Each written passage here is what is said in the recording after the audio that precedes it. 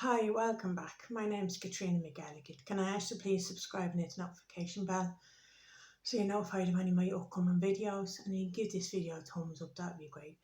So this is just a video explaining my experience of what's been happening to me on YouTube and basically what's happening in my life at the moment and why I haven't uploaded a video and why I'm seriously thinking about giving up YouTube. Last December, I was contacted by a couple of people on YouTube, and I genuinely thought we were friends. Now, I'm not going to give any names, I'm not going to give any indications of channels or anything like that. That's not up to me to do that. I'm not that type of person, I'm not vindictive. But anyway, we agreed on a box swap. I sent off my box in December. Contacted this person after 4 weeks. We were supposed to be friends, we'd been chatting, only to get excuse after excuse after excuse. Now, I can understand maybe one or two excuses. Said she couldn't manage to walk to the post office, car broken down, whatever. Now, I'll explain something to you. I have mobility issues. I currently walk on 2 crutches, and I have done for the last 17 years. I had major operations on my legs as a kid, which left me quite badly disabled with my legs. I can walk, can't walk very far. And then about 17 years ago, I developed severe arthritis, which impeded my mobility a lot more. So for me to do any kind of walking, it takes a lot of effort on my part and leaves me very tired and worn out for the next couple of days. But I spent a couple of years ago, before I had the gastric bypass, basically housebound. And I swore I'd never do that again. So I try and get out every day, but I try not to do too much that will wear me out or leave me in a lot of pain. Because at the moment, now, I don't want to turn this into, oh, I have this illness and I have that illness and I have this many tablets. I don't want to do that because people don't want to hear that. Well, in my experience, people don't want to hear that. But anyway, so it's a 15-minute walk from my house to the bus stop. Then it's a 20-minute journey into town where I get another bus then into Newry. And then it's a 15-minute walk up to the post office. So I did that and posted a parcel. Then coming back down to the bus station in Newry, it's a 2-hour way to the next bus home. And then I repeat the journey, bus into town, bus home, 15-minute walk back up. So if I leave my house at 9:30 in the morning to get the 10:30 bus to Newry, I don't get home till 3:30. So that's basically a day gone just to post the parcel. But I do it. Okay, I've done my giveaways. I'm not complaining about that. I'm just saying, for a person that's on crutches and has mobility issues, I could get to a post office and post my parcel. I waited 4 weeks, asked, got a load of excuses. My parcel arrived around the 11th of February. I got told to be definitely posted for Christmas. I'll have it to New Year's Eve even. Didn't arrive. Got very hurt and very upset about it, but I was still talking to this person. I was still willing to give them the benefit of doubt, basically. Then when my parcel arrived, it was nothing compared to what I sent. I was absolutely devastated. Now, I know a lot of the stuff that I sent was out of boxes, but I bought stuff for this person, even though we weren't meant to. Out of the generosity of my heart, I went out and bought stuff for this person and put it in that box. Now, if you've seen my giveaways, I'm a generous person, and it's probably my own fault for doing it. I will admit that. So altogether, I think there was about £300 worth of products in her box. I got items from Glossy Box, and a pallet that she had already promised me. We had to agree to do a swap, so I was to swap one item for one of her items. And she was still expecting more off of me. Now, one of the items I had promised to send her in the box, it wasn't a swap item, it was an item that she had asked me for. And I said, yeah, send it, but it's fallen out of the box. So even before I had received my box, she was still asking for more stuff, and I had to say no. And I felt bad saying no, because it's not like me to say no to anybody, but I had to. And even when I just collected my box, she was messaging me, asking me for more stuff. And I broke my heart, but I had to say no. I mean, it was like our biscuit, £90 illuminating, and I know I had promised it to her. But we had agreed to do another swap, and I couldn't trust that she would send me a second box. Do you know? I just couldn't. So it's hard to say that my trust in people and has been broken a lot. I think that upset me an awful lot. That sent my anxiety, because I kept saying, have I done something to upset that person? Why did she do that on me? Why did she take over £300 worth of products and not only send me a box full of basically crap?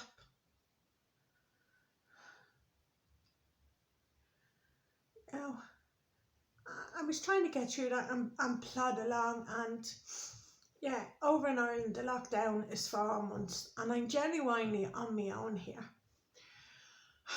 My boys are in Dublin, so I'm by myself. I'm self-isolating. I have COPD and asthma. I was diagnosed with COPD 4 years ago, and the day I was diagnosed, I never took another cigarette. I was 40 a day before that, and I stopped. But the type of person I am, I'll tell the truth. Maybe it's a downfall of mine, right? And if somebody else, right, and I'm getting the feeling that I've been accused of stuff between, there's a saying, like, click on Facebook, on YouTube. I'm not going into who it is or whatever. But I get the feeling that they're kind of saying to each other that I'm doing stuff, or that I'm horrible and all that. And that's the feeling I get. And I'm not being paranoid. I'm not. There was somebody that I was talking to when she started that channel. And I won't say where it was, but she done a post somewhere, and I just pointed out a truth in the post, and that person didn't like me telling the truth, because she wanted to make herself out to be helpless, and she wasn't. There's genuine people here that don't have anybody. I don't have anybody. My boys are in Dublin. I'm dependent on home deliveries and the chemist to drop up my prescription. You know, I had to wait 3 weeks for a home delivery, so I've been managing on what I've had. I'm lucky enough, like with 2 sons, one visiting and one living with me, that I always have my cupboards and my fridge and freezer stocked. So I've been living off of that. I've had no shopping in 2 weeks. Lucky enough, I have a milkman that delivers me protein milk. I'm on a special high protein diet after the operation. If I don't have any protein, I will get very ill. But anyway, so I know, and I'm obeying what our government says here, self-isolate for 12 weeks, which means parcels are left on the doorstep, not receiving anything off the postman, make them put it down, paying everything online now, where I used to pop into the post office and stuff like that. I haven't left my house in 2.5 weeks. And that's not like me. I go out every day. I'd go up to Newry, have a look around the shop. But anyway, this person made herself out to be helpless. And I just say, I'm not going to go into what I say, because I'm just going to say that I told the truth. I wasn't out of meanness, I wasn't out of nastiness, I was just asking a genuine question. And this person blocked me on Instagram and blocked me on Facebook. And I don't know why. I'm not a horrible person. And sitting here by myself, and not being able to visit my daughter's grave, and not being able to visit Freddie's grave. And to have people treat me like that. And you know, it's only for the couple of genuine people I've met afterwards on YouTube. I'm not going to tar everybody with the same brush. Where I have been so down and upset. This is the first day I got out of my pyjamas and out and put a bit of makeup on. I've literally got out of bed in the morning and just sat in my PJs. And that's not like me. I'd never let a day go without slapping a bit of makeup. Calling me a slap, I put my slap on. But I haven't done anything wrong, and I'm getting this, like, I'm getting the feeling that people are making me out to be something that I'm not.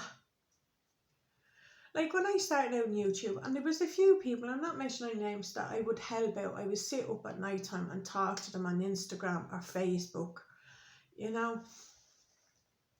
And they were feeling down or whatever. I'd maybe sit up to 3 o'clock in the morning now chatting with them. And I've actually had people from where I used to live, you know, ring me up, and I was sitting on the phone with them like for up to 5 hours, making sure they were okay and everything. You know what, and only for the genuine people I've met now, I would be completely lost. I don't know what I've done wrong. If telling the truth is wrong, well then I'm doing the wrong thing by being on YouTube, because I am not going to lie. I'm not going to sugarcoat it. That's not the way I am. Sorry, my nose is blocked. That's not the way I am. And I'm not a horrible person, even though it seems like I'm being made out to be. That breaks my heart.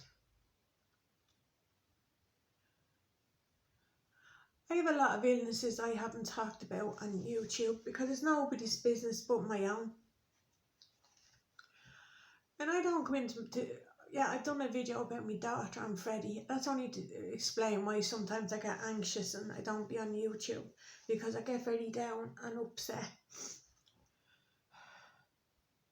But I'm not a horrible person, and I'm genuinely considering why would I go through YouTube when there's people out there, like when I post up the video about the shop being full down here, and I had people making horrible comments to me on Instagram.